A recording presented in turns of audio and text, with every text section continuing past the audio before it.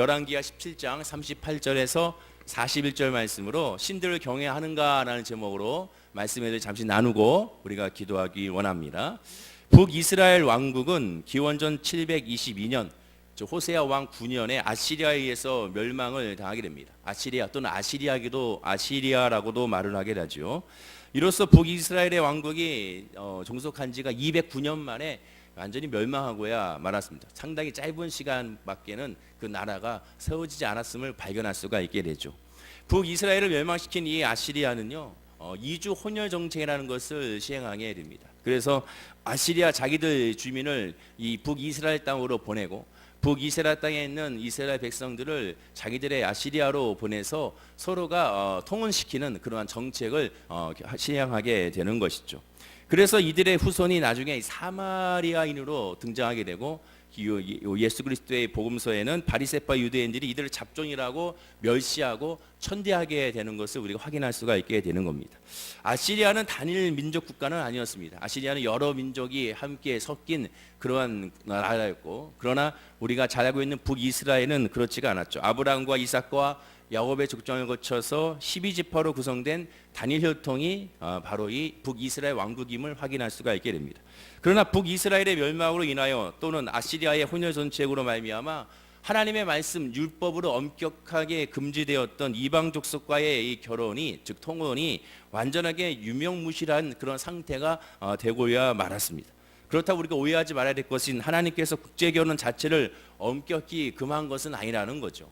하나님께서 이 국제결혼을 금하신 것은 다른 민족들에 대해서 미워하거나 그들을 멸시하거나 천대하거나 마치 순혈주의로 하기 위한 하나님의 뜻이 있는 것이 아니라 하나님의 뜻은 오직 하나입니다. 이스라엘 민족의 정체성을 유지하라는 것이죠. 그 이스라엘 민족의 정체성이라는 것은 육체적인 것을 말하는 것이 아니라 정신적인 영적인 것을 말하게 됩니다. 즉 하나님의 뜻은 피를 섞지 말라는 것은 종교를 섞지 말라는 겁니다. 하나님을 섬기는 하나님 믿음 신앙을 유지해야 되는데 이방 민족과 결혼함으로 말미암아 이방의 신을 가지고 와서 하나님을 섬기는 그런 예배가 우상으로 변질될까 봐 하나님은 염려하셨게 된 것이죠. 그래서 결혼을 하지 말라고 했던 것이지 다른 이방 민족들이 미워서 그런 것은 아닙니다. 성경에 잘 나와 있는 것처럼 유대인들도 이스라엘 백성들도 이방 민족의 여인이나 이방 민족의 남자와 함께 결혼한 일례를 우리가 성경을 통하여 확인할 수가 있게 되는 것이죠. 이러한 과정을 봤을 때 하나님께서 이방 민족에 대해서 완전히 결혼을 부정한 것은 아니라는 것을 우리가 알게 됩니다. 즉 오직 하나 영적인 측면에서 하나님을 섬기느냐 하나님을 섬기지 않느냐 이 부분 때문에 하나님은 결혼을 반대하게 하신 것을 우리가 알게 되는 것이죠. 아시리아의 이러한 이주 혼혈 정책의 결과가 사실상 오늘 본문이라고 할 수가 있게 됩니다. 그래서 결국 오늘 본문에 나온 것처럼 종교적으로 혼합된 그러한 예배 형태와 믿음의 형태가 돼버린 것을 우리가 확인할 수가 있게 되는 것이죠. 더 정확히 얘기하면 다신교, 즉 동시에 여러 신들을 동시다발적으로 섬기는 그러한 예배 형태로 흘러가 버린 것을 우리가 확인할 수가 있게 되는 겁니다. 우상 종교의 시작은 사람의 필요에 의해서 시작됐다고 말씀을 드렸습니다. 현실의 형통과 안위를 보장해달라는 최소한의 목적으로 말미암아 우상 숭배가 시작이 됐던 것이죠. 거기에 우상 신에 대한 알고자 하는 마음, 신의 성품, 신의 마음, 신과의 교제 이것은 상관이 없습니다. 오직 자기들이 원하는 그런 세상적인 것에 대한 필요를 채우기 위한 그 목적이 우상의 예배의 목적이었음을 우리가 알게 되는 것이죠. 사실상 모든 사람들이 종교를 가지고 싶어하는 현실감 있는 이유가 바로 이러한 이유라고 할 수가 있게 될 것입니다. 이스라엘마저도 다른 우상을 동시에 섬겼던 이유도 결국 이 이유였음을 우리는 성경을 통하여 확인할 수가 있게 되는 것이죠. 그러나 바로 이러한 점이 하나님의 시각에서는 아주 나쁜 일이기 때문에 결국 북이스라엘 나라의 멸망의 원인이 되고야 말았던 겁니다. 이러한 배경에서 우리가 오늘 본문을 보면 아주 특이한 사건을 기록되어 있음을 확인하게 됩니다. 우리 읽질 않았지만 본문 25절 말씀을 우리 화면과 함께 한번 읽어보겠습니다. 자, 시작. 그들이 처음으로 거기 거주할 때에 여호와를 경외하지 아니하므로 여호와께서 사자들을 그들 가운데 보내심에 몇 사람을 죽인지라. 아시리아 본토에서 이주해온 주민들, 아까 말씀드렸던 아시리아에서의 이제는 북이스라엘에 멸망시킨 후에 정책을 통하여 이주 정책을 감행하게 되는데, 그때 그 정책으로 이 북이스라엘 이 사마리아로 이사왔던 이 주민들이 여호와 하나님을 경외하지 않는다고 하여 사자들이 가서 몇 명을 물어서 죽이게 된 것을 보게 됩니다. 자, 여기서 말하는 것이 여호와의 사자라고 해서 하나님의 사자, 성령의 사자가 아니라 정말로 동물 사자, 라이온을 말하게 되는 것이죠. 사자가 가서 그냥 물어 죽이게 된 거예요. 근데 희한한 것은요, 바로 이것이죠. 북이스라엘이 멸망을 했습니다. 이제 이 북이스라엘 나라가 아예 사라지고야 말았습니다.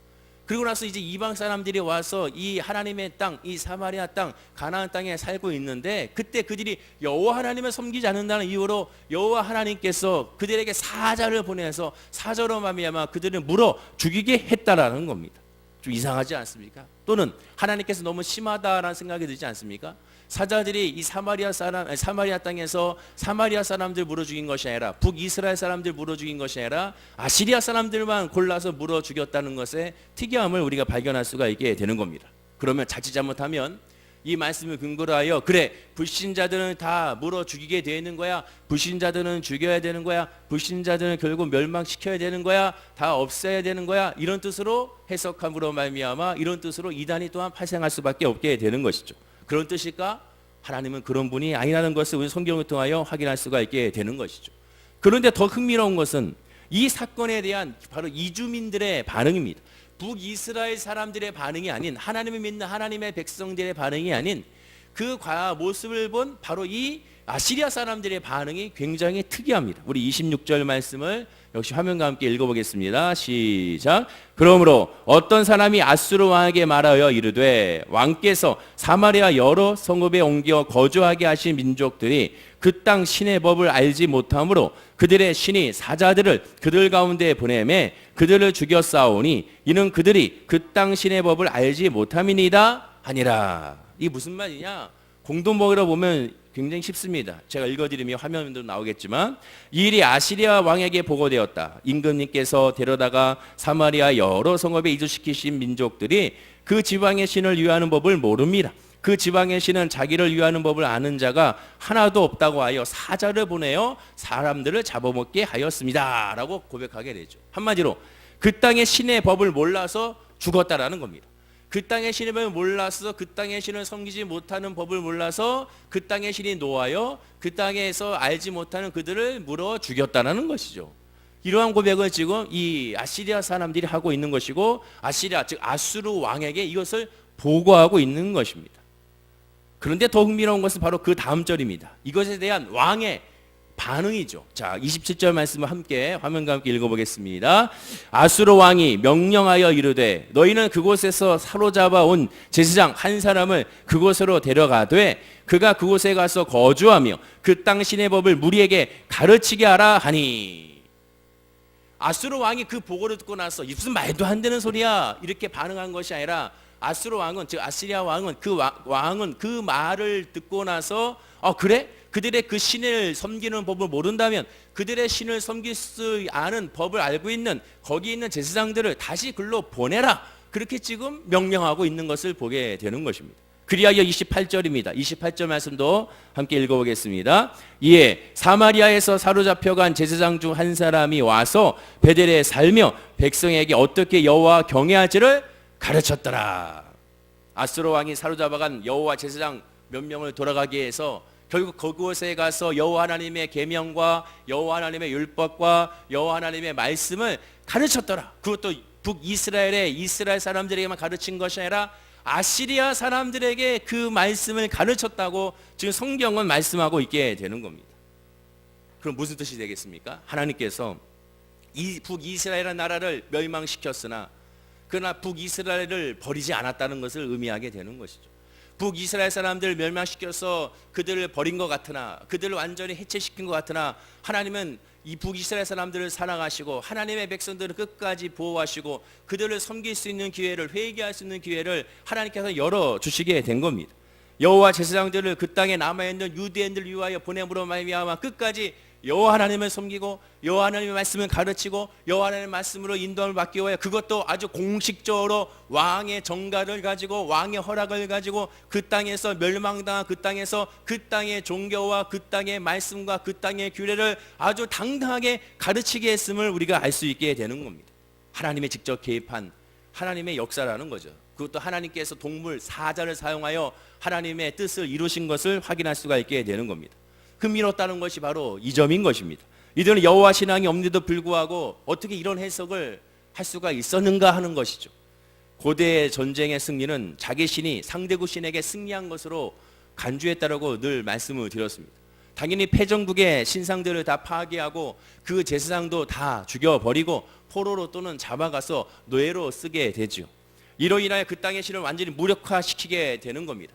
그러나 북이스라엘에 쳐들어왔을 때 북이스라엘은 여호와 야훼에 대한 신상은 그들에게 없었습니다. 당연히 신상을 파괴할 필요는 없고 제사장들만 잡아다가 포로로 끌려가게 한 것이 바로 이 아시리아의 정책이었던 것이죠.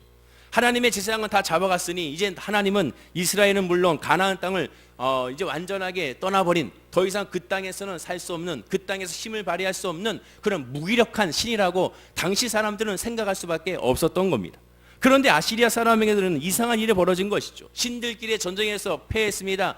그들의 제사장들을 다 데려왔습니다. 그들의 신전은 이제 사라졌습니다. 더 이상의 그곳에 야훼 신앙은 없다고 그들은 여겼습니다. 그런데 그 땅에 이스라엘의 야훼 신의 능력과 야훼 신의 영향력과 야훼 신의 놀라운 비전과 놀라운 하나님의 역사가 그 땅에 나타나고 있음을 계속 들리게 된 것입니다. 여전히 그 땅엔 여호와 하나님의 통치와 여호와 하나님의 권세와 여호와 하나님의 말씀이 계속 유지되고 있었음을 이 아수르 왕과 이스라엘 백성뿐만 아니라 모든 사람들이 그것을 발견할 수가 있었던 것입니다.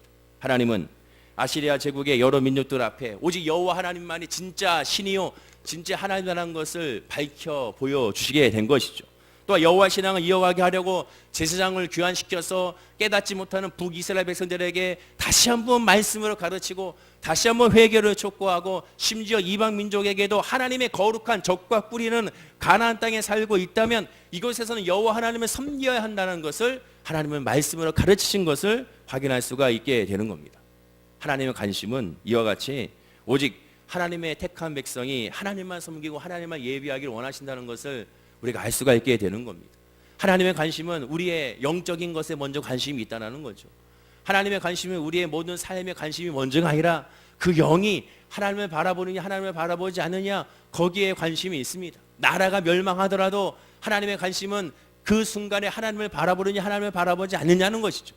하나님을 바라보는 순간 그 나라는 회복될 것이고 하나님을 바라보는 순간 그 가정은 회복될 것이고 하나님을 바라보는 순간 그 개인은 회복된다는 것을 하나님은 오늘 말씀을 통해 우리에게 가르쳐주고 있게 되는 것입니다. 결국 오직 주님께로 돌아와야 모든 것의 은혜의 시작이고 모든 것의 응답의 시작이고 모든 것의 회복의 시작임을 우리에게 말씀해주고 있게 되는 겁니다. 힘들고 어렵고 지치고 무기력하고 무엇을 해야 될지 모르겠고 앞일이 보이지 않는다면 뭐 해야 됩니까?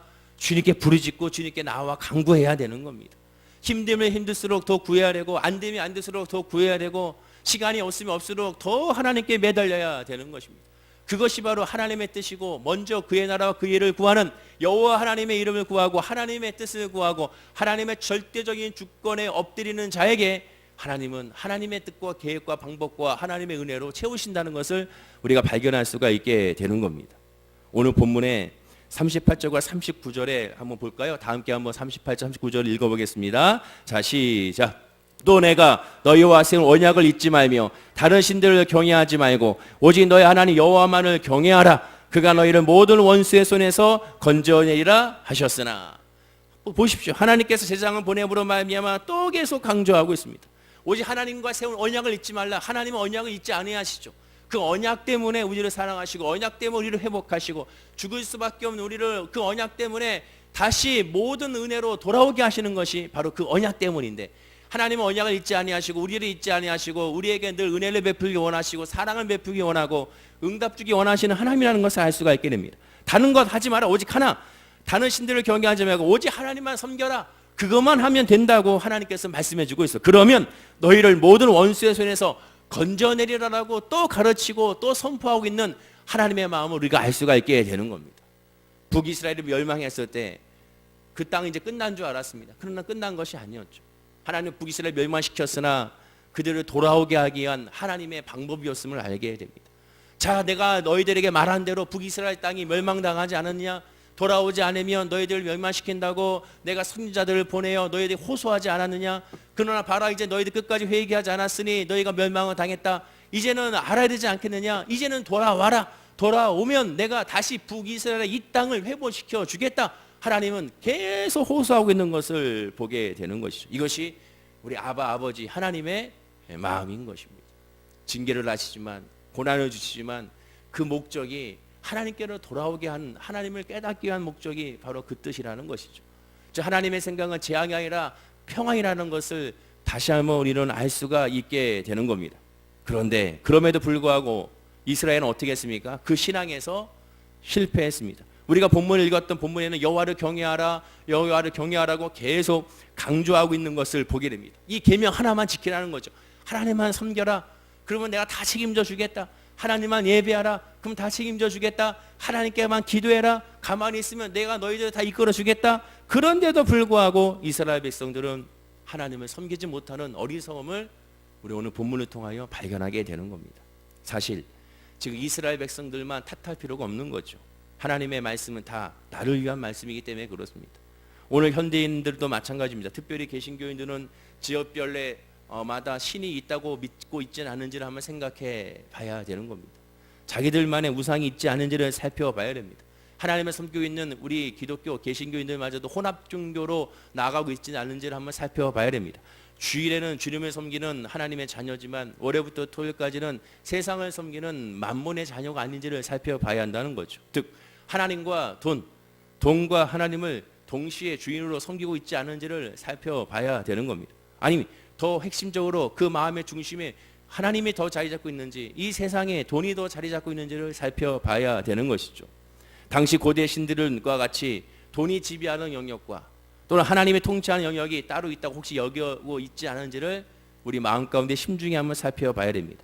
놀랍게도 하나님은 이스라엘이 아시아의 우상을 섬기게 하시니까, 우상으로 말미암아 그들이 기쁨을 누리고, 우상으로 말미암아 즐거움을 누리고, 우상으로 말미암아 행복을 느끼고, 우상으로 말미암아 평화를 누리게 하니까 거꾸로 하나님께서는 아시리아의 포로로 잡혀가게 하신 것을 우리가 발견할 수가 있게 되는 것이죠. 마찬가지 성도가 세상을 너무 섬기고 세상을 너무 좋아하고 돈을 너무 섬기고 돈을 너무 좋아하면 세상과 돈의 포로가 되어버리게 만드시는 것이 하나님의 뜻이라는 것을 우리가 깨달아 알아야 되는 겁니다. 이것을 이길 수 있는 유일한 길은 다른 것이 없습니다. 어떻게 이것을 이길 수 있을까? 어떻게 우상을 이길 수 있을까? 어떻게 하면 우리가 이러한 우상을 철피하고 오직 하나님만 바라볼 수 있을까? 오직 하나밖에 없습니다. 첫 계명을 따라가면 되죠. 오직 하나님 외에 다른 신을 섬기지 않아야 되는 겁니다. 내 삶의 주인은 오직 여호와 하나님만이 되어야 되는 겁니다. 무슨 일을 만나도, 무슨 일을 당해도, 무슨 일이 생겨도, 어떠한 일이 다가와도 오직 여호와 하나님만 중심으로 예배하고 기도하고 찬양하고, 오직 하나님께만 예배하면서 맡기고 하나님께만 기도하고 하나님께만 쏟아내고 하나님께만 모든 것들을 다 올려드렸을 때 마치 그로 말미암아 하나님의 놀라운 은혜를 우리가 누릴 수가 있게 되는 겁니다. 이 새벽에 언제나 어디서나 정말로 진지하고 심각하게 나 자신의 주인이 누군지를 한번 돌아봐야 되는 겁니다. 내 믿음에 있어서, 내 삶에 있어서, 내 가정에 있어서, 우리 교회에 있어서, 이 나라 민족에 있어서 진짜 주인은 누구인가? 여호와 하나님이라고 우리가 담대하게 말할 수 있는가? 또한 당당하게 또한 말할 수 있는가? 또한 예수 그리스도라고 우리가 선포할 수가 있는가? 우리가 한번 조용히 묵상해 봐야 되는 겁니다. 힘들다면, 어렵다면, 뭔가 알지 못하겠다면 그럴 때일수록 더 여호와 하나님을 섬겨야 되는 겁니다. 피곤하십니까? 더 여호와 하나님을 섬기고 예배하고 기도하고 나아가야 되는 겁니다. 안 풀립니까? 더 하나님을 섬겨야 됩니다. 잘 되고 있습니까? 그러면 더 여호와 하나님을 섬겨야 됩니다. 더 바빠지고 있습니까? 더 하나님을 시간 내어 예배하고 기도하고 섬겨야 됩니다. 그렇게 했을 때 오직 여호와 하나님만 나의 주인이 될 수가 있고, 그렇게 됐을 때 여호와 하나님만 의지할 수 있고, 그렇게 됐을 때 하나님의 은혜로 살아가는 걸 깨달아서 주님만 바라보게 되는 겁니다. 사랑하는 우리 성도님들, 이 오병이어 첫날 예배를 통하여 우리의 믿음을 한번 점검해 보시기 바랍니다. 나의 주인은 과연 어디에 있는가? 내가 바라보는 것이 하나님의 은혜인가, 하나님이 주신 것인가를 늘 점검하고 하나님 중심으로 바로 서는 우리 모두 성도님 되기를 간절히 축원하고 기도드립니다. 기도하겠습니다. 아버지 하나님 감사합니다. 오늘 말씀을 통하여 살펴봤을 때 하나님의 마음은 끊임없이 우리를 향하고 있음을 발견할 수가 있습니다. 하나님께서는 우리를 징계하시지만 그 징계의 목적은 하나님께로 돌아오게 하고자 하는 하나님의 사랑이었음을 알 수가 있습니다. 북이스라엘을 멸망시켰으나 그들의 나라만 멸망시켰지 그들의 민족은 늘 하나님의 사랑의 울타리에 보호하고 있었음을 알 수가 있었습니다. 끝까지 제사장을 보내어 여호와 하나님의 율법을 가르치고 하나님의 예배를 가르치고 하나님께 기도를 가르치고 하나님이 누구신지를 가르치는 그런 모습을 통하여 오늘날 우리에게도 역사하시는 하나님의 음성을 들을 수가 있습니다. 하나님은 우리의 예배를 받기 원하시고 하나님은 우리와 교제하기 원하시고 하나님은 우리의 기도를 듣기를 원하시는 것을 알 수가 있습니다. 우리가 이 새벽에 주님 앞에 나와서 예배하고 기도하오니 우리의 마음이 하나님을 향하여 늘 바로 설 수 있도록 인도하여 주시고 주님께 왔사오니 기도하게 하여 주시고 부르짖게 하여 주시고 하나님 중심으로 바로 서게 하여 주셔서 주님의 뜻 가운데서 하나님의 응답을 받는 주의 백성들이 되게 하여 주옵소서. 오직 하나님을 섬겼을 때 나머지 모든 것은 하나님이 이루어 주시고 회복시켜 주신다고 분명하게 약속하고 계심을 알 수가 있습니다. 내가 하나님을만 섬겼을 때 하나님의 어떤 역사가 이루어진지를 기대하고 설레는 마음으로 이제는 바라보게 하여 주옵소서. 내가 기도할 때 이 기도의 끝이 무엇인지를 기대하게 하여 주시고 나의 예배의 끝이 무엇인지를 기대하는 우리 성도님들이 되게 하여 주옵소서. 어떻게 해야 될지 알지 못할 때 주님밖에 없음을 알게 하시고 질병 가운데 있을 때 주님밖에 없음을 알게 하여 주시고 소망이 있을 때 역시 주님밖에 없음을 알게 하여 주셔서 처음부터 끝까지 예수 그리스도로 하나 될 수 있도록 주여 인도하여 주옵소서. 감사 찬양 주께 드리며 예수님의 이름으로 기도드립니다. 아멘.